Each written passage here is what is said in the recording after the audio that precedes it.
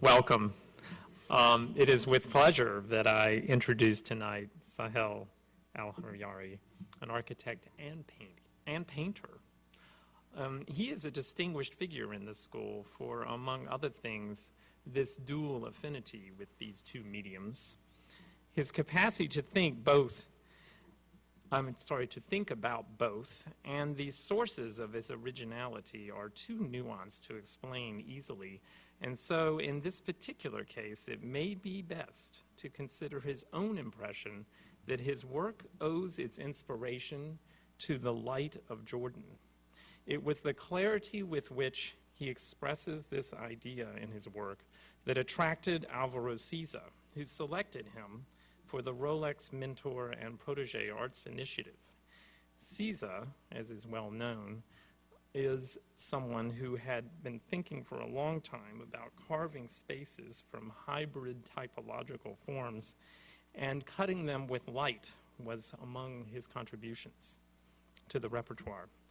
But in Sahel's work, light means something very different.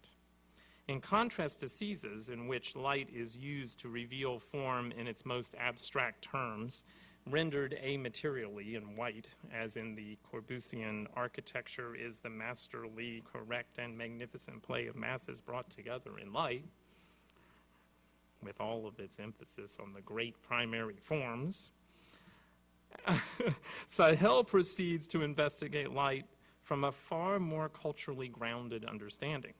Take, for example, the way he deals with it according to the limitations that are imposed economically. Rather than deploying white stucco to suppress the unrefined qualities, harshness, crudity, and imperfection, like a painter who draws from uninspired utilitarian realities, he digests these contingencies of construction and makes them integral to his vocabulary of manipulation of light. His modest manifesto, ugly concrete boxes are almost all right, extends the tradition of modern architects who sought to leverage the contradictions inherent in the new forms wrought from abstraction versus the brute facticity of vernacular building practices. And light is not the only thing that brings poetic dimension to his work. It goes much further.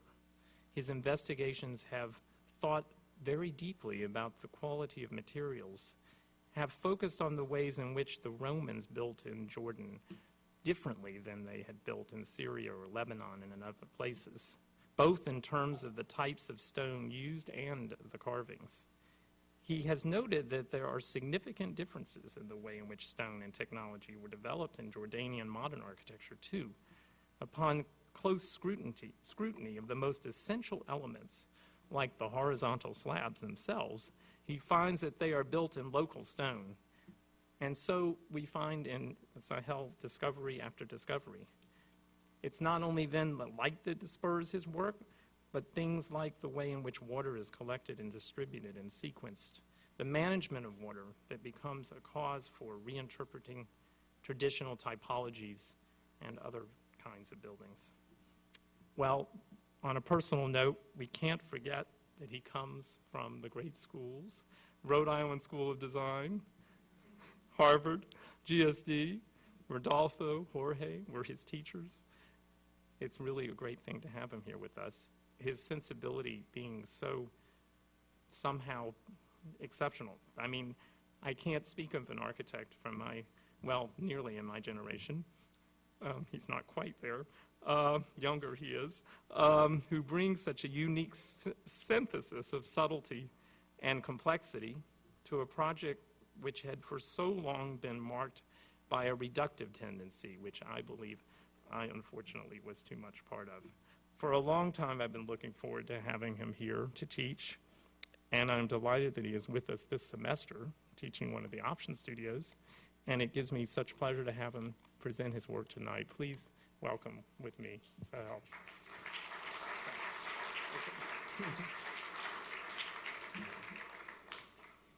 Thank you very much. I'm really honored to be here, and thank you for coming. I will start with this slide, and it is a slide of the Palestinian refugees in the 60s, and above it was the state of how it started, and below how it became in the arc of 10 years. So I think it's important to frame Jordan in terms of my work and talk a little bit about its problems, its conditions, and how it affects somebody like me who hasn't a practice there. So the political, economic, and cultural environments in the Middle East in general have had their long histories of radical shifts and the transformations. And while this state of perpetual change may have invested the region with a rich diversity, it has also rendered it as fragile and unstable. As a consequence, the conditions that inform the practice of architecture have become very unstable, fragile, and problematic. In the last 2 to 3 decades, Jordan has witnessed significant demographic shifts and economic shifts as well. It has also withstood waves of external and internal political pressures that had permeated all aspects of life. It is actually an ongoing process that continues to leave clear imprints on the country's natural and built environments, on its social fabric and its culture. It is also a country that is very concerned with the idea or the image of its national identity. Here we have, like Dubai, Dubai has the highest building in the world, but we have the biggest flag. This actually made it into the Guinness Book of Records. So just for the record, we have a very big flag. This actually indicates a certain dispersion of this identity in this constant state of transformation or flux. And of course, this is paralleled to an attempt to construct an architectural identity that is diluted by knee-jerk reactions that try to manage and address the crisis at hand. In fact, it is very interesting to observe the changing positions on the question of national architectural identity over the past 20 years in Jordan. Naturally, 20 years ago, and somehow until now, the usual discourse of tradition versus modernity reigned. And of course, for those architects who were not believers in their profound opposition, it was extremely difficult to operate. In addition, for a country that has had long history of various traditions by various cultures, the question was actually more of a political position than a cultural one, as it was in post-war Lebanon during the construction of Beirut. In fact, identity here is a malleable construct. During the 90s and up to the present, the representations of tradition or history gave way to the use of architecture as a tool to draw in investment and to promote Amman, the capital, as a fertile terrain for a growing economy. In short, it was an attempt to put the country at a larger, more global position. And here we have the Abdali. This is part of, this was the old military headquarters zone that was a very large land in the middle of Amman that they've developed, or they're trying to develop, into this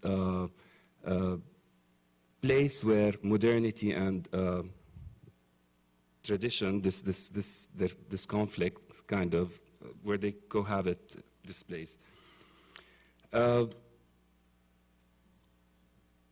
The shifts of aspirations were, of course, paralleled with the gradual loss of local craft and the rise of imported technologies without necessarily possessing the knowledge to support it. This has consequently exacerbated the substandard qualities of construction processes.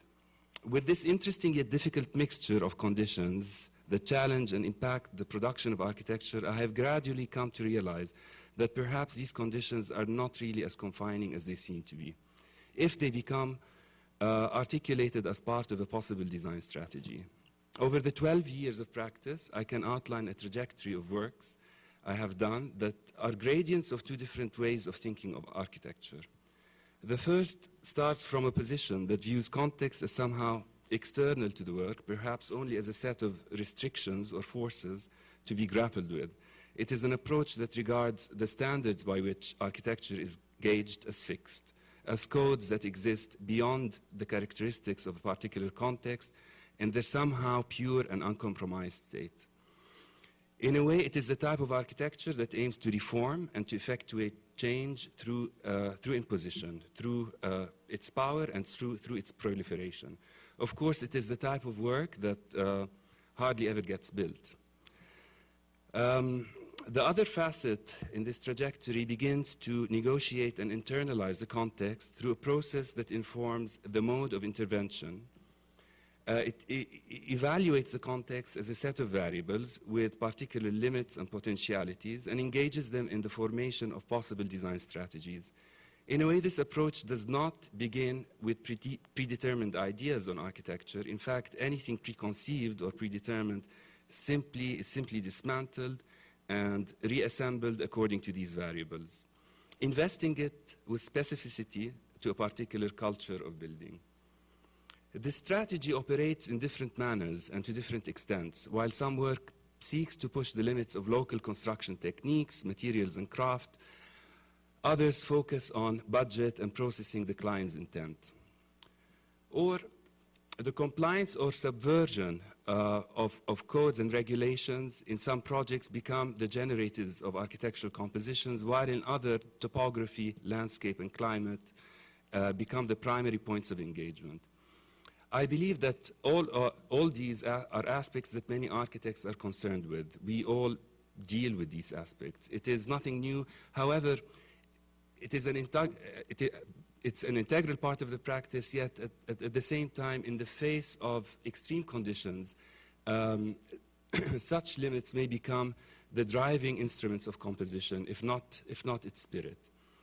Rudimentary or banal questions may be placed at the forefront of the strategy, opening up the work to points that transcend the problems they set out to resolve. In this sense, the work begins to reclaim autonomy, yet one that is rooted in place and locality. I will try to explain through a few projects that I have done this idea, and I'll start with this. This is one of the first projects that I have done. It is a workspace for a clinical psychologist, a very small project of about 70 square meters. It is located in one of the older residential neighborhoods that was planned actually during the British Mandate, and it was planned according to the principles of Garden City. Of course, there are more buildings, less gardens now, and however, the building itself is this small structure right here. It's a part of a 1950s structure, house. And the main constraint of the project was the budget, which was $15,000. This was done for $15,000. The project itself is fairly humble. However, the field of experimentation came across through the use of the material and sort of pushing the norms of the construction techniques to new limits.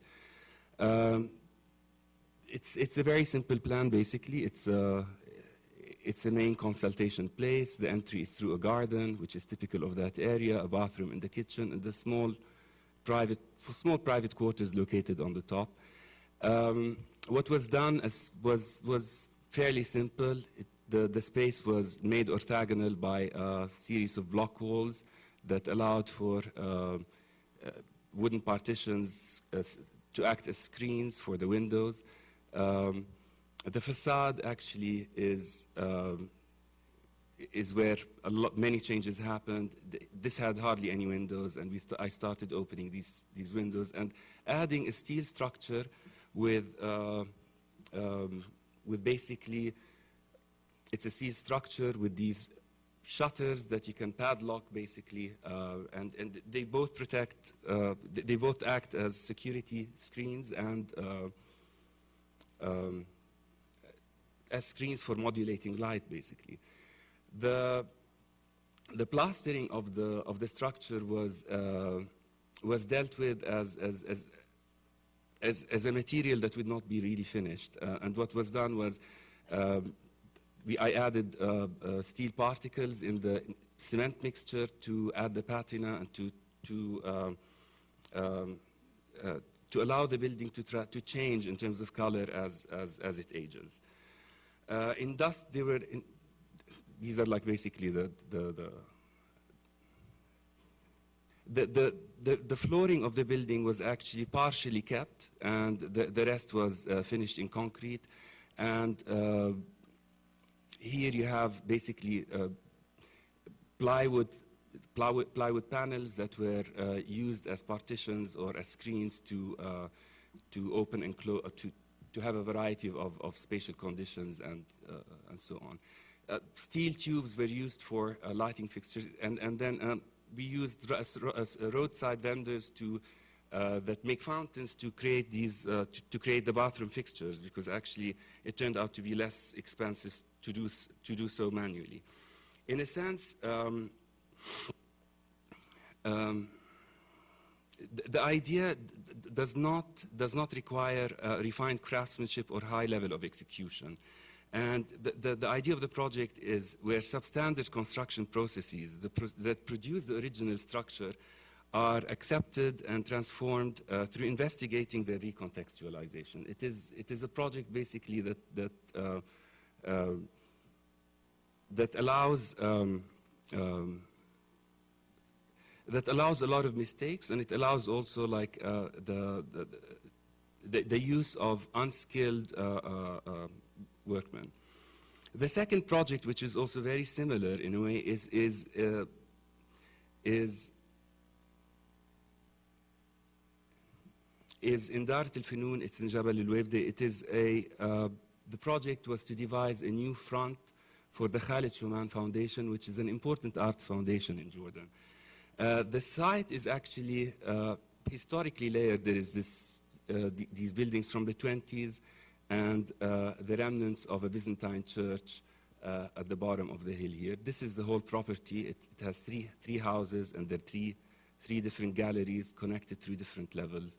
And the project was to actually rebuild these walls, because this was the part which was receiving a lot of visitors due to the fact that parking was available on this level.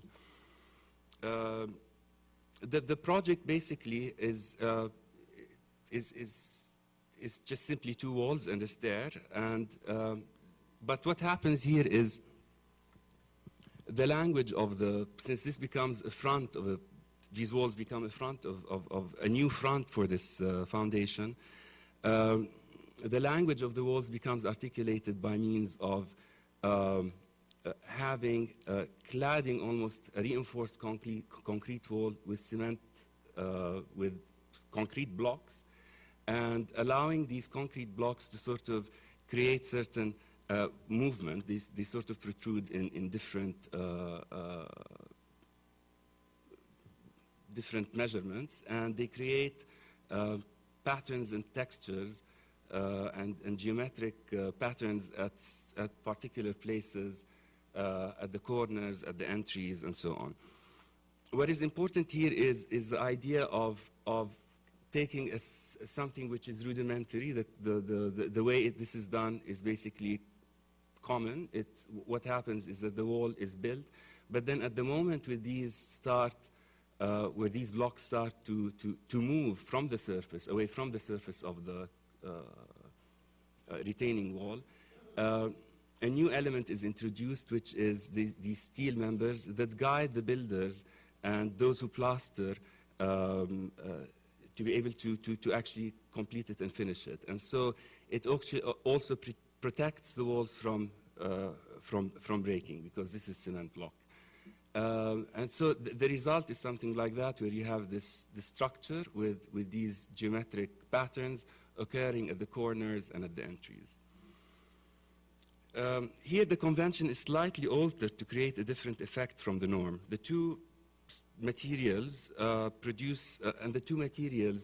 and this is basically an extension of what's happening in the context, because most of the surrounding buildings are made out of stone or they're concrete. So the idea here was to hybridize these two different materials and to create, through these two identities, almost a new body that starts addressing both. And the scale actually of these walls is determined by the surrounding buildings. It's the same height.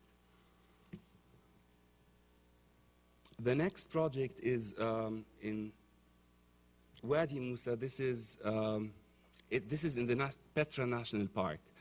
It is actually it is a 700 square meter structure located in. It's adjacent to a water reuse plant. This is actually a water project that is funded by the USAID, and it basically what it basically is that the government took the land in exchange of water for the local community. They took the land in exchange of water and allowed the local community to continue using and planting their land, basically. So one part of this project actually was to give back to this community an awareness center. Now, the program of this center is not really very defined. I think what it was a symbolic move from the government to give something back to the community, and so the program or the brief, which was sort of ambiguous, asked for a public space, an exhibition room, and an office, and some services. So in a way, the program was very simple. An essential aspect of this project was the low maintenance of the structure and the idea that it would have zero maintenance. And so basically, the project, we started thinking of the project as a structure, as essentially an open structure that does not need ventilation, it does not need, it has no doors, it has no interior finishes, and so on and so forth. What it is basically is that we created this form, which is an intersection of 7 circles. Of course, this is related to the Neolithic remains, the circular structures of the Neolithic remains, which are present in the area, in the Petra National Park.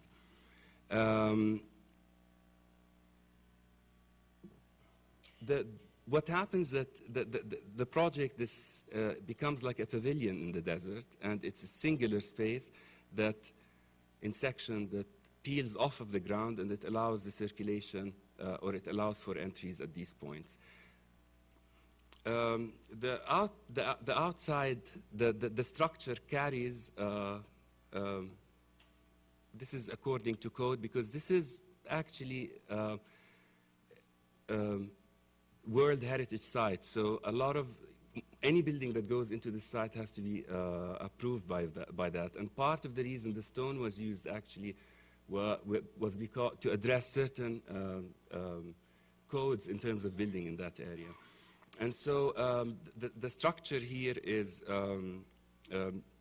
really, it becomes an investment in the engineering, and it is the structure itself is the architecture and is the space. It's not a structure that's holding an image. And the interior spaces double as sheltered public space and an outdoor exhibition space for landscape and inherent environment. And what happens that the roof of the building is articulated with these openings that allow the structure to become lighter as well, and it allows views to the adjacent mountains and the ventilation. It enhances the ventilation of the space. And these are the the required 2 offices and exhibition space. These would be the only locked spaces in the project, and they actually act as structural supports to the building in general. And this is just the views you get through the two spaces looking out into the landscape of the area.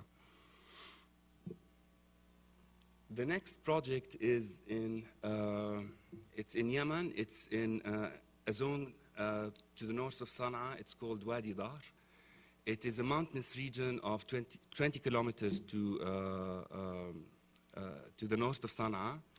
And the client's design requirements were actually not to do that, not to provide vertical structures. We were very interested, though, in Yemeni architecture in terms of its vertical density, the materiality and the vertical density, and how it becomes an extension of the landscape itself. How it relates to the landscape was a very important thing. So, so the proposal actually consists almost of the same density, but done in a horizontal manner, where it's actually, where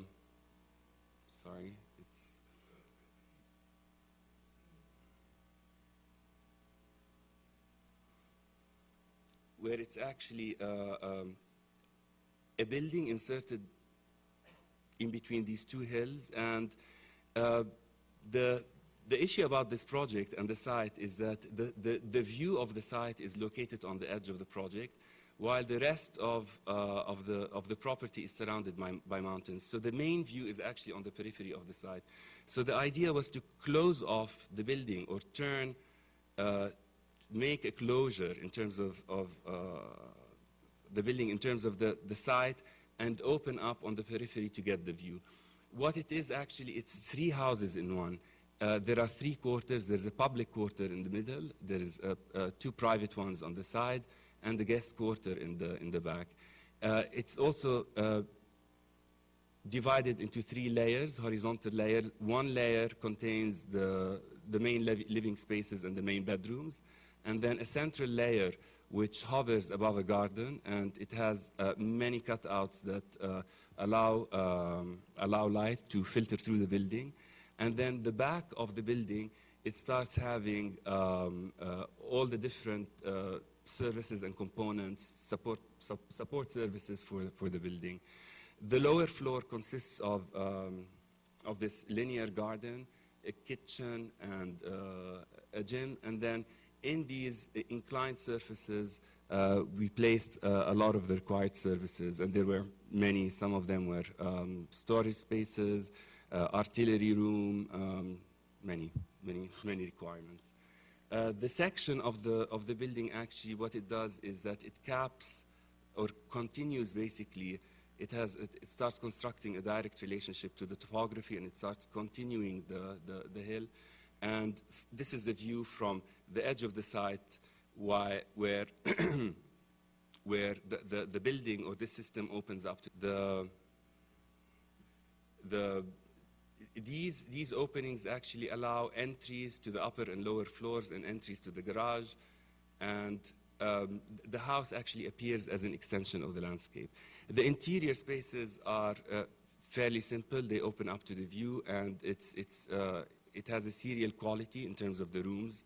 It's basically a progression of spaces. And this is basically the terrace, the upper terrace, or the garden, the only garden of the house, which is on this location. And here it shows sort of the manner by which the building meets the landscape and how it cuts through, and it continues also in terms of the detail. This is the lower floor, and it is that's the vertical garden and the pool and gym areas. So in this case, what happens is, in this project, what happens is that the investment, actually, we invest in the building technique. And in Yemen, they do spectacular work of stonework, basically. And so what it is we do this dense, monolithic, almost structure, very dense structure, made out of one material. And that becomes the project, the generator of the idea. The next project is a competition for a mosque in Lebanon. It's in Abu Samra. It's in the periphery of Tripoli, called Abu Samra, a southwestern suburban periphery, basically. It is a typical suburb characterized by dispersed, low-density fabric, and it's mainly planned as a grid. The site is located on the main road. This is the main road here. That's the main road, and that's actually the site. And actually, one of the challenge of this competition was to mediate between mediate between the direction of the Qibla, which dictates many things in terms of circulation and entries and frontality, etc., and the geometry of the infrastructure, which is that of the grid. Another aspect also, which was posed a lot of constraints, was the height, the height restriction, and the percentage of built-up space, the allowable percentage of built-up space above ground. So this is basically the direction of the grid. Usually in areas like this, had it been a dense area, mosques resolve this condition by attaching its body to the fabric and then creating a pochette space inside that rotates. But in this case, it is an object that is, it's a detached object. It's a freestanding object. So the idea of orienting the building this way would have created a lot of problems in terms of entries, because usually entries of mosques are located either from the sides and never on the Qibla wall. And basically the solution is a series of concentric circles and layers that mediate between the geometry of the area of the grid and the direction of the direction of the Qibla. The first layer basically is it's a column grid that acts as a filter and acts as creates the entries, different points of entries, 4 of them, for an outdoor sort of loggia that also acts as prayer halls during Fridays, because usually prayer, during Fridays there are many more people praying, and so they spill out in the streets usually in the Middle East. And so and then there is another layer inside, which is this is a light well, which sort of provides light to all of the programmatic elements located below ground. And there's a lot of program. It has, it's not only a mosque, it actually has a school, it has a library, multi-purpose halls, and so on. So, and then this courtyard actually acts as well as the structure of the building. There's a bracing structure that connects the two these two layers of columns, and what it does is actually it connects this part to this part and allows the building to sit on the transfer slab, which is located right above the parking. The parking is entries through here. Of course, this is a ground level. The level right below this has the ablution areas that are accessible through a series of cords. And the lower levels contain the libraries. There's a multi-purpose hall here in this level. And then there are the libraries and the workshops. The last level, the underground, is the parking structure, which is located here in section. So in a way, this courtyard goes all the way down, and it is this structural element that allows the building to be supported. The image of the building is that of almost like a filter of columns, and the spacing actually allows it to become act as a wall in some point and act as entries in some point. I mean, these allow people to walk in, while these do not allow access. So the entries of the mosque become something very controlled. The minaret is this disconnected element, and it's located to the side of the building. It's also created by, it consists of semicircular marble columns attached to a steel structure. This is the view from in the loggia, and it allows sort of like these interesting opening and closure towards the city, towards the context, and even And this is the structural part of the building, which is the courtyard. And then the mosque itself is basically made out of glass. So there was this idea of light that as you go to the center of the building, it gradually gets lighter, actually. That's the structure as well, the courtyard. The interior of the space is, as I said, is glass, and it's the silk screen panels of glass with Quranic verses. The minbar and the mihrab were disconnected from the skin, and they're placed as objects within the space. The upper, in this space here, this is sort of like the flat dome of the building, but it's actually the prayer hall of for women. There is a gender separation, obviously, and one is done in one floor, the other one is done on another floor, separate floor altogether. This is the image of the building that acts like a lantern at night, and okay, so the next project is a residential building. It's a house. It's in Jordan, in Amman. It's in this neighborhood called Abdoun, which is characterized by these, I don't know, buildings. And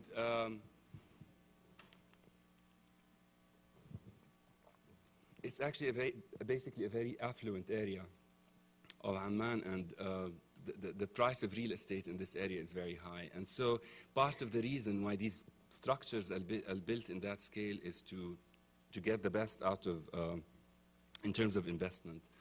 Of course, they have, I mean, it's very difficult for me to describe it beyond what I'm saying, but they're characterized also by the fact that the scale of the garden to the structure itself is completely out of proportion. They're very large houses, and part of the reason is that there is a big part of the program that is intended for the public. The house itself has public qualities which are intended for visitors. This is almost like the representation of the owner, the space that represents the owner. Most of the houses are reinforced concrete, sheathed with a thin layer of limestone. Usually the limestone is hand chiseled, but really it's usually poorly built as well. So, this is the road of the site, where I have the site, and this is actually the house under construction. So basically, in terms of scale, I could not change the scale of building because this is actually the norm of construction in this neighborhood. I mean, the client would have not built the house. So there is a lot of elements in terms of the design that come from the logic of these buildings. The scale is very similar. There is hardly any garden left in the lot. Yet the idea, what I started to do was to create this very open floor plan, which becomes like the public part of the house. This is almost designed as a lobby, as a reception lobby for visitors, while the more private parts of the house are located on the second floor. And what happens here is that there is a pool of water, reflecting pool of water, that is almost a constructed landscape within the house. It's something that provides view, and it's something that provides it compensates for the lack of outdoor space. And what it does actually, it exaggerates the space to a point where it becomes almost non-domestic and overpowering. And I think this addresses this idea of conspicuous consumption that exists in this neighborhood. Of course, the way the house was designed, this space was compressed. This is fairly a low ceiling, and then at the point where the pool is located, it is the height is doubled, and towards the street is in this side, towards the street, a very large open terrace, and that becomes a private open terrace for the owner is located, and the bedrooms are located on the other side. So in a way, this part of the house, this inverted T, is the public part, and the private parts are infills within this space. Another thing that we started to work with, we started using the dry cladding techniques, and actually for the first time in Jordan, they never used dry cladding for residential structures, and we had a lot of opposition from both contractors and clients. From contractors, we know why, because it means that they really have to get the right size and get the construction properly done. Anyway, but the house itself constructs this moment of silence in terms of what happens in the district, in the neighborhood. And then what starts to happen is that the scale is broken up by this, by the introduction of this upper floor. Also, the mass of the house at points becomes very transparent, where at the entry you see through the house all the way to the back garden. And the interior of the space is this open space around the pool, and basically there is a light well, a skylight right above this pool that provides light, more light to the center of the house. Basically, this is the upper floor, and it has not been finished yet. So. But here, I think there is, in this project, there is an acceptance in terms of like the norms of construction, and also the cultural norms of client, and what actually clients, how they see themselves as owners, and how they want to represent themselves. And there was a play here on that aspect. So this is this project. This is another house, actually, that deals with the same problems, but in a different way. This is in this project and the next project, actually, we're done in collaboration with a friend and a colleague, Christopher Musumano. We've done this collaboration together, and that's one of the projects we did. The site is in the growing suburb of Dabouk, which is located to the northeast of central Amman. Dabouk was a rural area, and it was characterized by, it was renowned for its wealth of native oaks. Of course, now there are very few oaks left, but this is what it's known for. And the project actually endeavors to create a dialogue between the site topography and the architecture by a special by a particular response to the incline. What it is basically is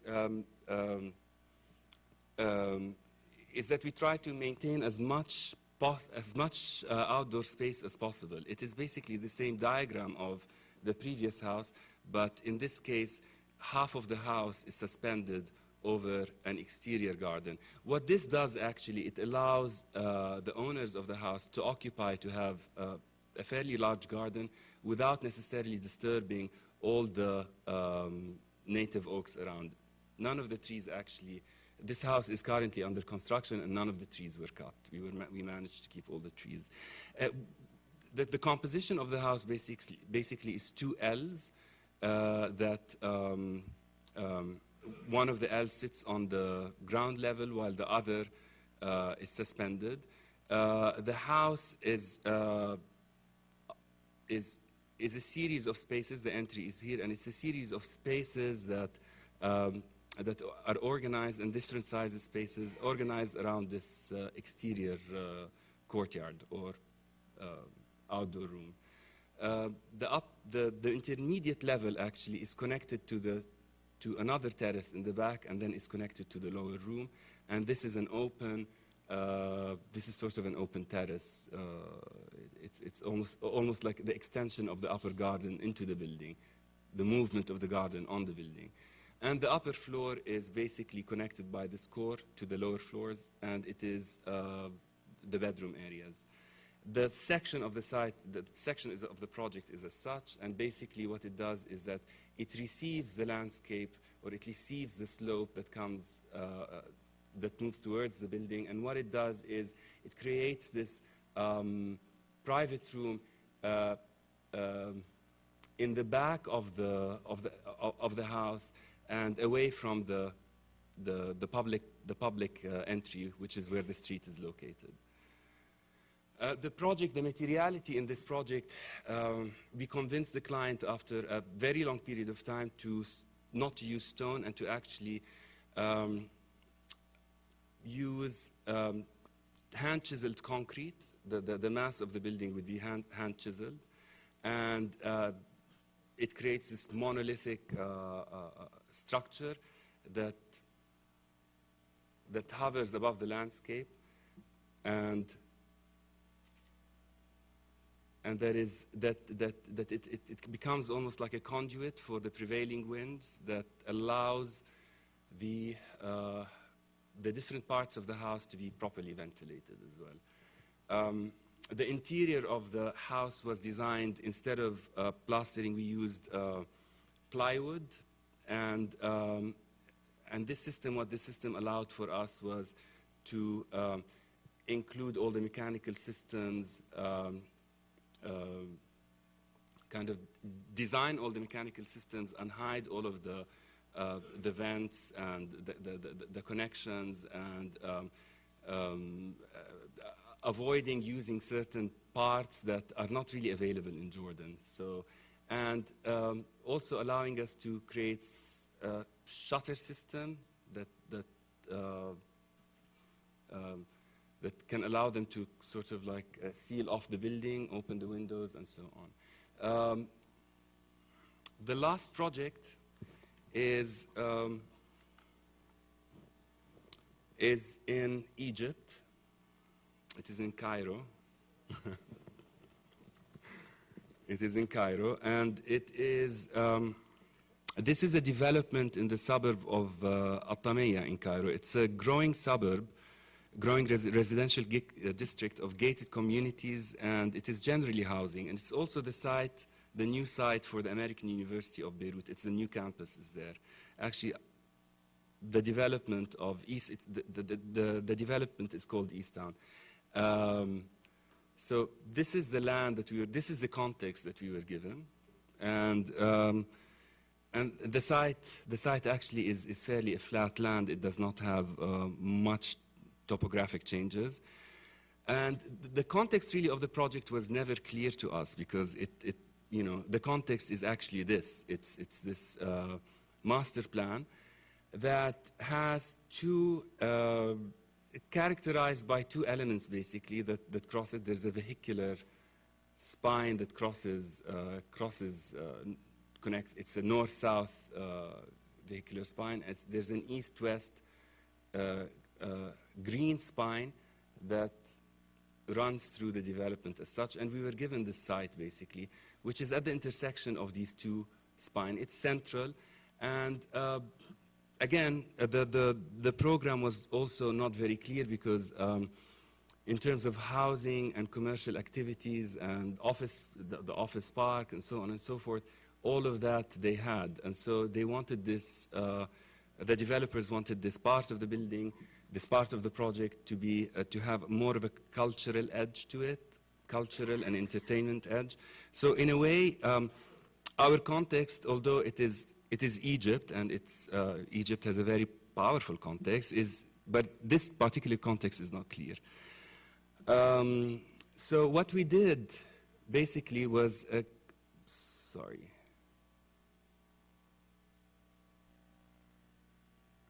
So what we did was create 4 buildings,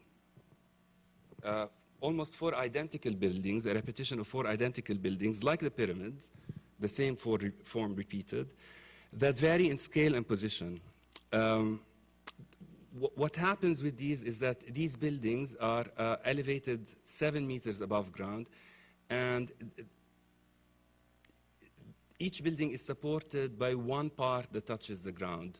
In this case, it's this part, and then the rest is cantilevered. In this case, it's these two elements and the stair. This case is one part off to the side, and this is supported by these two elements.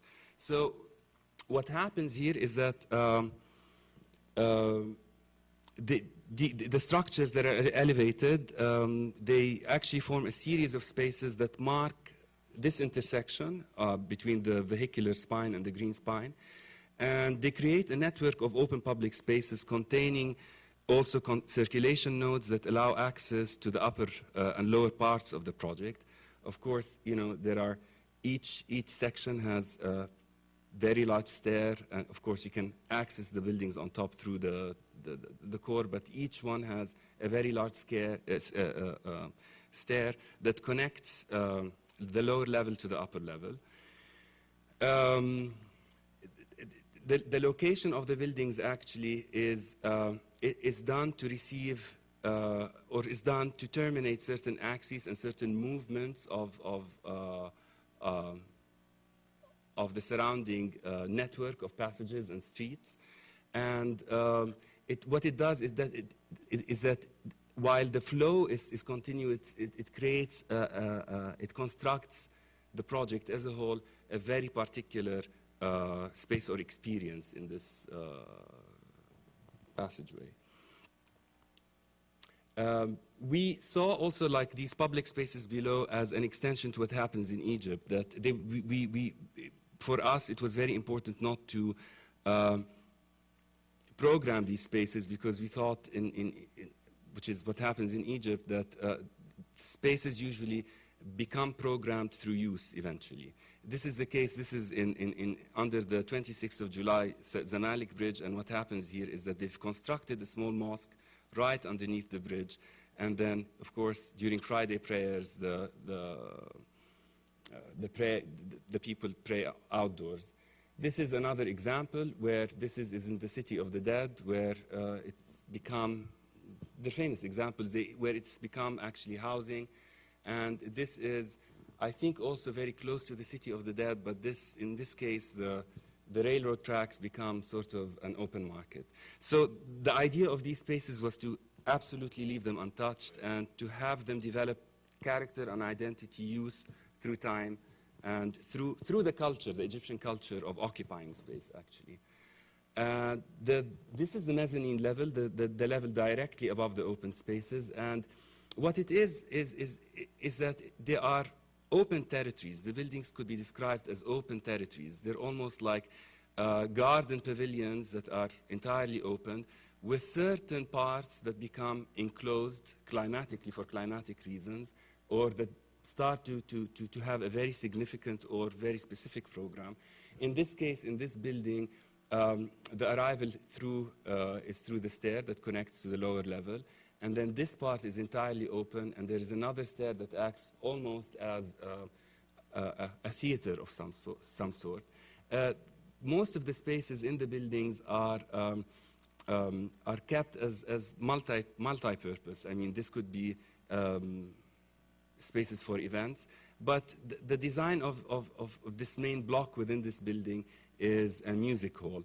In this case here, we designed a series of opened and enclosed spaces that become multi-purpose halls that could be rented out for weddings or for conferences and so on. This part of the building, we did the same. It's always the multi-purpose program combined with something else. In this case, we started inserting art galleries and possibly video, something that relates to the cinema, because basically the Egyptian film industry is the biggest actually in the Middle East, if not the only one. This last building here is the program. We put a mega bookstore, and then we wrapped around it art gallery. So in a way, the cultural program always is wrapping a more commercial program, because we thought that at this day and age, no one would actually visit these buildings. So one would bring in the other, basically. Um, these are simply the plans. Actually, the floor plate as well keeps on changing as you go up. And the idea is actually that while the structure is located on the sides, the interior spaces could be redesigned in different ways according to need. The sections of the buildings, this shows the relationship of the exterior space to the interior. What we tried to do very much was to expand what was happening at the ground floor into the building and pull it up. Here we started developing also a part which was a series of theaters. That part actually was not completed because there was a big debate with the client on what to actually place there. There were suggestions even of putting a metro stop, but so we just kept it as that for now. And there are courtyards as well that allow light and ventilation to the lower levels. In this space, we can also see that a lot of the spaces below the buildings have direct connections to the building. There is also the visibility of the lower floor from the upper floors through a series of courtyards and cutouts within the buildings. The buildings actually appear as one project, depending where one is dependent on the viewpoint. They appear as one monolithic entity, simply because of the way the spacing between the two buildings is very tight. And then at other points, they start breaking. This is the part of the spine. And the third part is where they start really fragmenting, and these are the sides where it starts addressing the scale of the adjacent buildings and the network of streets of the adjacent buildings. So in this sense, these moves were done for the larger spaces, and the other types of articulating space was done for smaller scale building and the continuity with the adjacent buildings. The structure of the building is these long span trusses, concrete trusses, that become more densified at the corners, the moments of shear, and it's actually sitting on a very large transfer slab. And the entire building itself is a structure. And of course, the outside, the exterior cladding of this building is wood. We thought of even using the formwork wood that would be used for the building, then it would be used actually on the exterior. But what happens that within these two layers, we start to grow a garden. So the idea eventually that these become 4 green boxes at the terminus of the green spine. And the spaces themselves are articulated by these very colorful mosaics in contrast to the formal severity of the buildings. And this actually creates, we thought, an interesting contrast. And basically the pictures speak for themselves.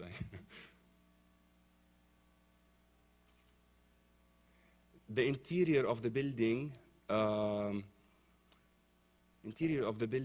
is this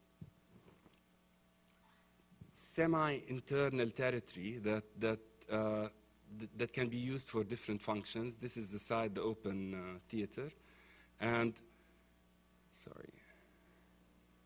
this is the same space seen from below. And this is it. Thank you.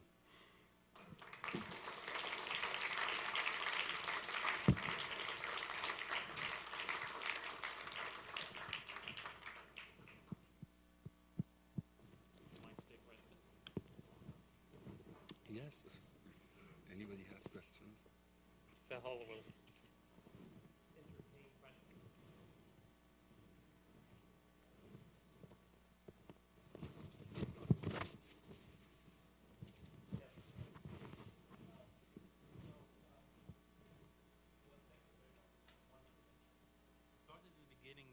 something about the perpetual change of the Middle East.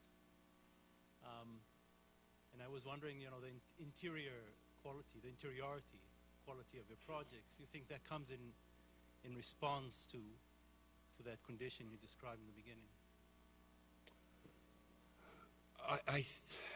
Yes, yes and no. I think it, again, the works kind of oscillate between this sort of autonomous ideas about architecture and then about place, and it keeps on fluctuating back and forth from one to another. And most of the projects have this this idea to capture or to stabilize an interior condition, right? Whether to bring the outside in and the attention to that interior, whether it's public space or private space. And it really is in contrast to this this description that you started with about Jordan, Middle East being in this constant unstable political condition, right? Mm-hmm. So is that a kind of answer, or not answer, but is that kind of your stable, sort of your anchor in a way?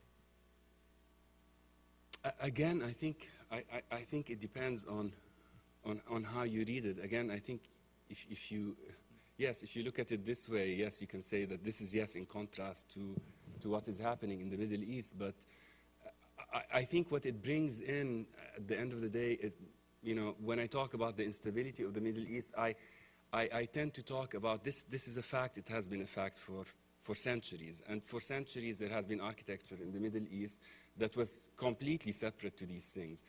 What I tried to get at, actually, is that that by bringing, how can I say it?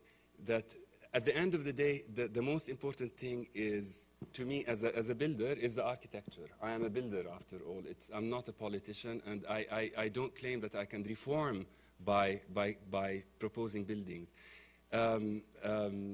What I'm saying is that I'm talking about these changes and how they affect the construction process and the technique of building and the culture of building, and then how I actually look at that and interpret that into the buildings.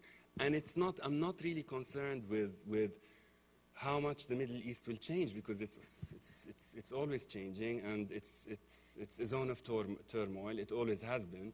What I'm concerned is about the architectural project, this idea of autonomy, and how do you achieve it and in which way. I don't know if I answered.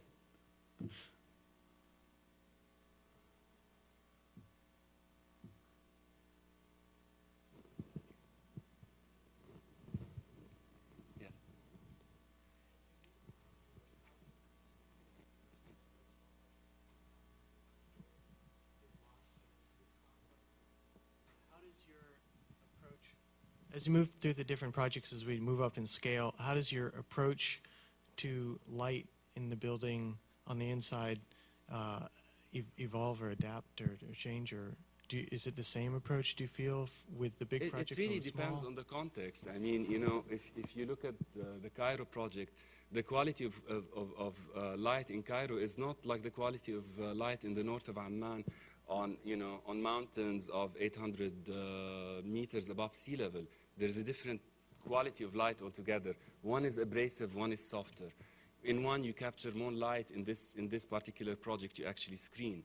So I mean, this is parallel to the general strategy. Is wherever the site offers you, you take it actually and internalize it. That's the idea. So it's not really a development. It's not a trajectory in terms of like, oh, I start dealing with light this way and it ends up in another way. It's dealing with it on many levels and in different ways, depending on where you operate.